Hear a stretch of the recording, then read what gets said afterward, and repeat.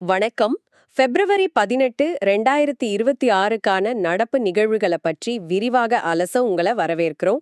நம்ம கிட்ட இருக்கிற இந்த ஆதார குறிப்புகளை போட்டித் தேர்வுகளோட கண்ணோட்டத்துல வரிசையா ஒவ்வொரு பகுதியா ஆழமா பார்க்க போறோம். ஆமா, இதுல உள்ள ஒவ்வொரு தகவலும் ஒவ்வொரு புள்ளி விவரமும் ரொம்ப முக்கியமானவை. சரி, நேரத்தை வீணாக்காம முதல் பகுதிக்குள்ள போகலாம். National infrastructure connectivity. முதல்ல நம்ம கிட்ட இருக்கிறது அசாம்ல பிரம்மபுத்திரா நதிக்கு அடியில வரப்போற இந்தியாவின் முதல் rail come road under water tunnel. இதுக்கு பிரதமர் மோடி தலைமையிலான சிசிஇஏ, அதாவது cabinet committee on economic affairs ஒப்புதல் கொடுத்திருக்காங்க. இது கோகூர் மற்றும் நுமுலிகர் ஆகிய இடங்களை இணைக்குதுன்னு இருக்கு. ஆனா இதோட நீளம் பாருங்க, 33.7 கிலோமீட்டர். கிட்டத்தட்ட 18,662 கோடி ரூபாய் செலவுல இவ்ளோ பெரிய திட்டம் எதுக்கு? சரியான கேள்வி. இது வெறும் கனெக்டிவிட்டி மட்டும் இல்ல, இது ஒரு ஸ்ட்ராட்டஜிக் நோட்டை கொண்டிருக்கு. ஒன்னு, இது காசிரங்கா தேசிய பூங்காவை பாதுகாக்குது. எப்படின்னு கொஞ்சம் விளக்க முடியுமா? இப்போ இருக்கிற பாலங்கள் பூங்கா வழியா போகுது, அதனால வனவிலங்குகளுக்கு இடையூறு. இந்த சுரங்கப்பாதை அதுக்கு ஒரு தீர்வு. ரெண்டாவது, ரொம்ப முக்கியமானது, பார்டர் லாஜிஸ்டிக்ஸ். ஓ, சீனா எல்லைக்கு ராணுவ தளவாடங்களை கொண்டு போறதுக்கு. எக்ஸாக்ட்லி. அதனால இது ரொம்ப முக்கியத்துவம் பெறுது. இதுல அண்டர் வாட்டர் டியூப் மட்டும் 15.79 kilometre twin tube tunnel boring machine, அதாவது டிபிஎம் தொழில்நுட்பத்தை பயன்படுத்துறாங்க. புரியுது. அடுத்து ஹைவே ப்ராஜெக்ட்ஸ். இதுலயும் சிசிஏஏ கிட்டத்தட்ட 11,000 கோடி ரூபாய்க்கு மேல திட்டங்களுக்கு ஒப்புதல் கொடுத்திருக்கு. ஆமா, மகாராஷ்டிரால NH-160A, 160A, குஜராத்ல NH-56, அப்புறம் தெலுங்கானால NH-167. இதுல குஜராத் திட்டம் HAM மாடல்ல செயல்படுத்தப்படுதுன்னு இருக்கு. இந்த HAM மாடல்னா என்ன? HAMனா ஹைபிரிட் ஆன்யூயிட்டி மாடல். இதுல அரசாங்கமும் தனியார் நிறுவனமும் செலவை பகிர்ந்துக்குவாங்க. சொல்லப்போனா 40% அரசாங்கம் கொடுக்கும், மீதி 60% தனியார் நிறுவனம் முதலீடு செஞ்சு திட்டத்தை முடிப்பாங்க. அப்புறம் அந்த 60% அத அரசாங்கம் வட்டியோட வருடம் குறிப்பிட்ட காலத்துக்குள்ள தவணையா திருப்பிச் செலுத்தும். இதனால திட்டம் வேகமா நடக்கும். நல்ல விளக்கம். சரி, அடுத்தது டேம் சேஃப்டி. ICDS 2026 மாநாடு IISc பெங்களூர்ல நடந்திருக்கு. ஆமா, இதுல 2 புதிய அறிமுகங்கள் இருக்கு. ஒன்னு டேம் சாட், இது ஒரு AI பிளாட்ஃபார்ம். இன்னொன்னு Jal Shakti data platform. Dam chat அணை பாதுகாப்புல ஏஐக்கு என்ன வேலை? இது ஒரு proactive approach.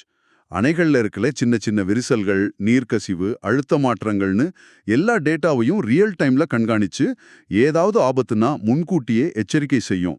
Dam safety act 2021 செயல்படுத்துறதுக்கு இது ரொம்ப உதவும். சூப்பர். ஆளுமை திறனுக்கு இது ஒரு நல்ல உதாரணம். சரி, அடுத்த பகுதிக்கு போலாம். Governance and social welfare. இதுல PM ராஹத் திட்டம். இதோட விரிவாக்கம் road accident victim hospitalisation and assured treatment. இதுல என்ன சலுகை? சாலை விபத்துல பாதிக்கப்பட்டவங்களுக்கு ரூபாய் 1.5 லட்சம் வரைக்கும் கேஷ்லெஸ் ட்ரீட்மெண்ட் கிடைக்கும், அதுவும் முதல் 7 நாட்களுக்கு. இதுல கோல்டன் ஆரும் அடங்கும்.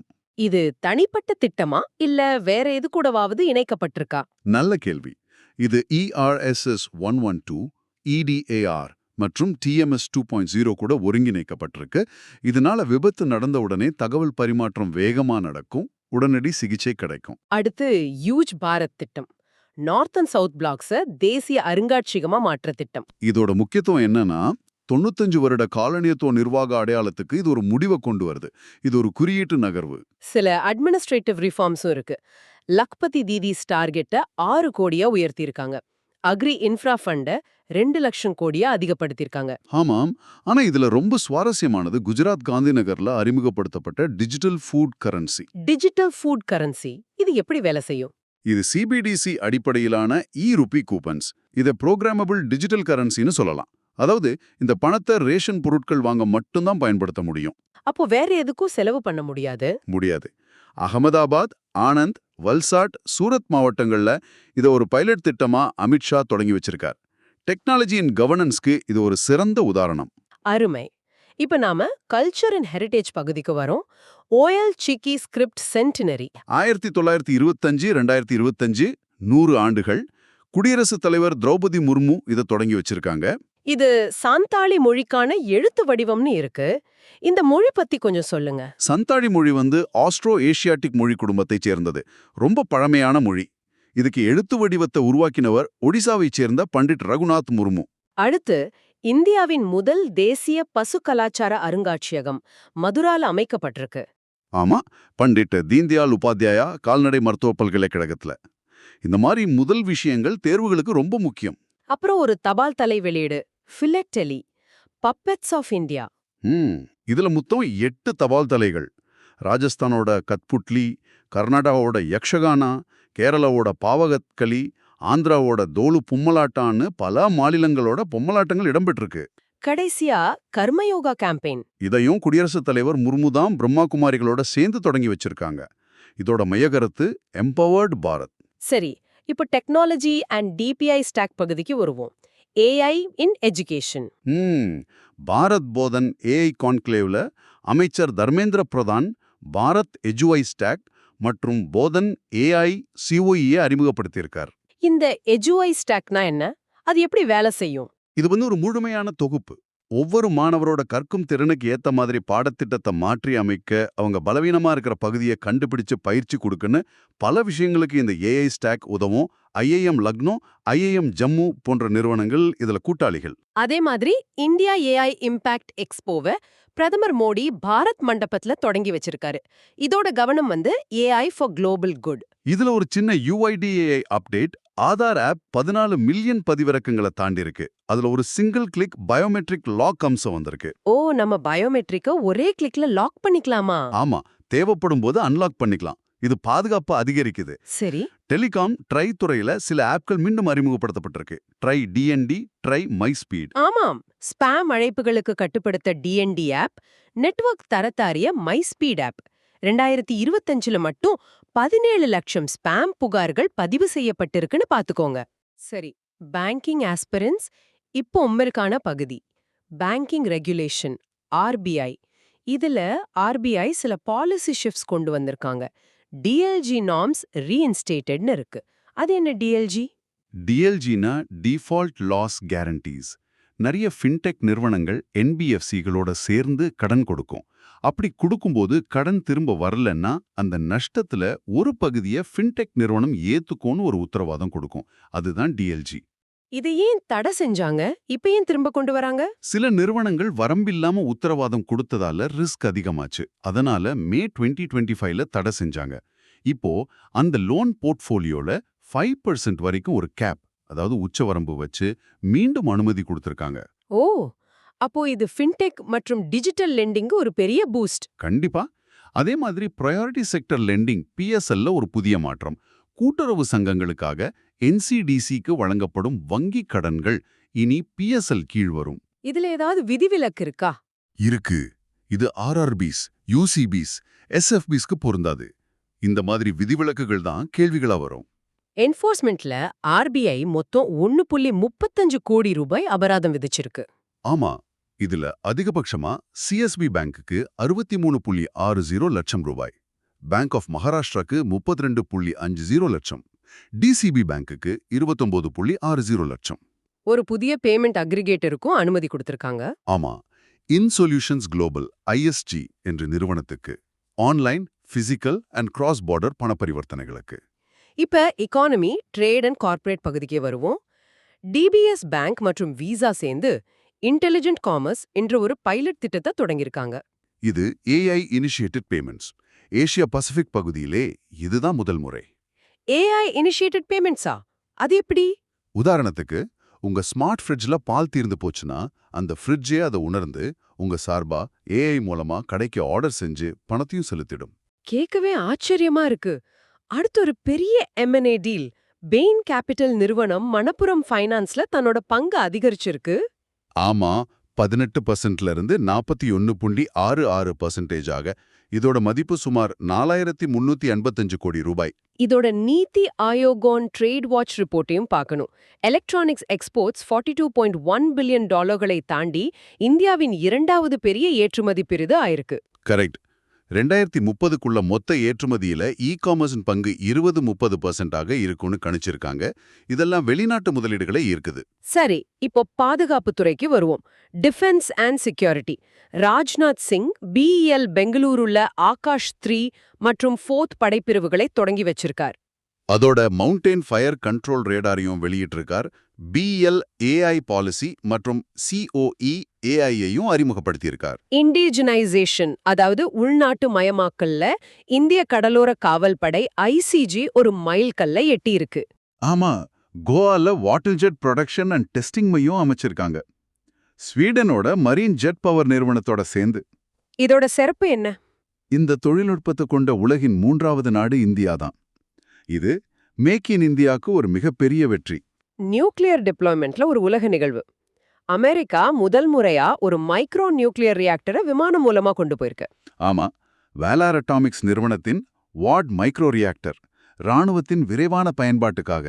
ஒரு இடத்துக்கு அவசரமா மின்சாரம் தேவைப்பட்டா இதை உடனடியா பயன்படுத்தலாம். இப்போ இன்டர்நேஷனல் அஃபேர்ஸ் AUKUS பேக்ட் கீழே ஆஸ்திரேலியால $2.8 பில்லியன் முதலீட்ல அணுசக்தி நீர்மூழ்கி கப்பல் தளம் அமைக்கப்படுது. இதோட நோக்கம் இந்தோ பசிபிக் பகுதியில சீனாவின் ஆதிக்கத்தை சமநிலைப்படுத்துவதுதான். 2032க்குள்ள டெலிவரி பண்ணணும்னு இலக்கு வச்சிருக்காங்க. பார்பேடோஸ் எலெக்ஷன்ல பிரதமர் மியா அமோர் மாட்லி 3வது முறையா வெற்றி பெற்றிருக்காங்க. அவங்களுடைய BLP கட்சி 30 இடங்களையும் கைப்பற்றி கிளீன் ஸ்வீப் செஞ்சிருக்கு. அப்புறம் பிட்டன் தெ லா ஃபோர்னஸ் எரிமலை வெடிப்பு. இது 2026ல் 2வது முறையா நடக்குது. ஆமாம், இது போக சிங்க் கேபிள் திட்டம்.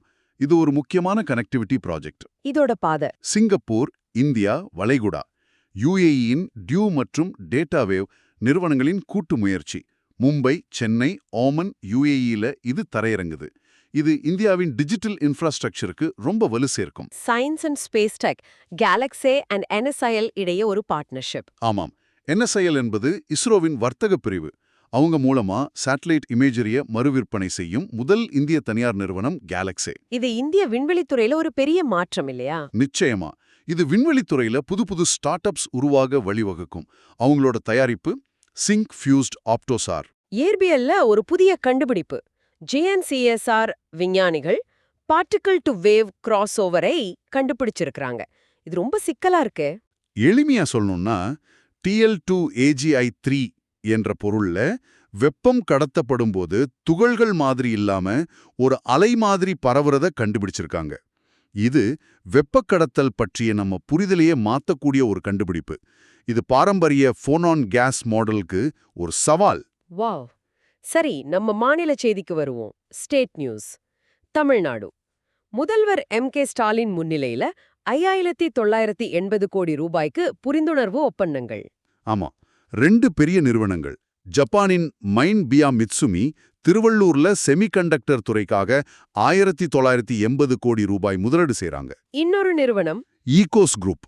இவங்க கிருஷ்ணகிரி சிப்காட் சூழவெறி பூங்கால ஏரோஸ்பேஸ் அண்ட் டிஃபென்ஸ் கிளஸ்டருக்காக 4000 கோடி ரூபாய் முதலீடு செய்றாங்க. ஸ்டேட் PSC தேர்வுகளுக்கு இந்த முதலீட்டு தொகை, இடம், துறை எல்லாமே முக்கியம். இது அவருடைய 21வது உலகப் பட்டம். இது செஸ் 960 வடிவத்துல நடந்தது. அடுத்து ஷூட்டிங். டெல்லியில நடந்த ஏசியன் ரைஃபிள் பிஸ்டல் சாம்பியன்ஷிப்ல இந்தியா 94 பதக்கங்களோட முதலிடம். 51 தங்கம், 23 வெள்ளி, 20 வெண்கலம். ஒரு பெரிய சாதனை. வின்டர் ஒலிம்பிக்ஸ்ல பிரேசிலுக்கு பங்கம். லூகாஸ் பினேரோ பிராத்தன்.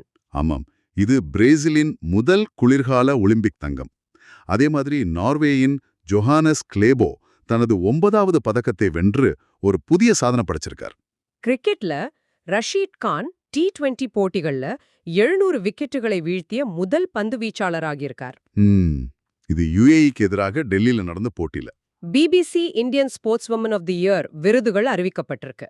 ஆமாம், வெற்றியாளர் ஸ்மிருதி மந்தனா, வளர்ந்து வரும் வீரர் விருது செஸ் வீராங்கனை திவ்யா தேஷ்முக்கிற்கும், பாராஸ்போர்ட் விருது பிரீத்தி பாலுக்கும் வழங்கப்பட்டிருக்கு. வாழ்நாள் சாதனையாளர் விருது அது துப்பாக்கிச் சுடுதல் வீராங்கனை அஞ்சலி பகவத்க்கு. சரி, இன்னைக்கு நாம பார்த்த எல்லாத்தையும் வச்சு இப்ப ஒரு சின்ன குவிஸ். நான் கேள்விகளை கேக்குறேன், நீங்க பதில யோசிங்க. கண்டிப்பா. முதல் கேள்வி, PMRAH திட்டம் சாலை விபத்தில் பாதிக்கப்பட்டவர்களுக்கு எவ்வளவு தொகை வரை ரொக்கமில்லா சிகிச்சை அளிக்கிறது? பதில் ரூபாய் 1.5 லட்சம். கரெக்ட். இரண்டாவது கேள்வி, JNCSR விஞ்ஞானிகள் பார்ட்டிகிள் டு வேவ் கிராஸ் ஓவரை கண்டறிய எந்த வேதியியல் சேர்மத்தை ஆய்வு செய்தனர்? அது TL2AGI3, தாலியம் சில்வர் அயோடைடு. அருமை. மூன்றாவது கேள்வி, புதிய அசாம் பிரம்மபுத்திரா சுரங்கப்பாதையின் நீருக்குடியிலுள்ள குழாய் காம்போனன்ட்டோட குறிப்பிட்ட நீளம் என்ன? 15.79 கிலோமீட்டர். 4வது கேள்வி, மிலானோ கார்டினா 2026ல பிரேசிலின் முதல் குளிர்கால ஒலிம்பிக் தங்கப்பதக்கத்தை வென்றவர் யார்? அவர் பெயர் லூகஸ் பினேரோ பிராத்தன். சூப்பர். கடைசி கேள்வி, சமீபத்திய ஒழுங்குமுறை நடவடிக்கையில் ஆர்பிஐயால் அதிகபட்சமாக அபராதம் விதிக்கப்பட்ட வங்கி எது? அது சிஎஸ்பி பேங்க். ரூபாய் 63.60 லட்சம். மிக சரியான பதில்கள். இன்னைக்கு நாம பார்த்த இந்த விரிவான அலசல்ல உள்கட்டமைப்பு, தொழில்நுட்பம், பொருளாதாரம், பாதுகாப்புன்னு பல முக்கியமான நிகழ்வுகளை பார்த்தோம். ஆமா, இது எல்லாத்தையும் இணைச்சு பார்க்கும்போது ஒரு விஷயம் தெளிவா தெரியுது. இன்ஃப்ராஸ்ட்ரக்சர்லேருந்து டிஜிட்டல் பேமெண்ட்ஸ் வரைக்கும் எல்லாத்துலேயும் டெக்னாலஜி ஒரு மைய புள்ளியா இருக்கு. உங்களுடைய எக்ஸாம் ப்ரிப்பரேஷன்ல ஒவ்வொரு டாப்பிக்கையும் டெக்னாலஜியோட எப்படி இணைக்கலான்னு யோசிச்சு பாருங்க. அது உங்களுக்கு ஒரு புது பார்வையை தரும். அருமையான ஒரு சிந்தனை. மேலும் இது போன்ற தினசரி நடப்பு நிகழ்வுகள் மற்றும் தேர்வுக்கான தகவல்களுக்கு டிஸ்கிரிப்ஷனில் கொடுக்கப்பட்டுள்ள எங்களுடைய டெலிகிராம் சேனலை பின்பற்றுங்கள். மீண்டும் அடுத்த அலசலில் சந்திப்போம்.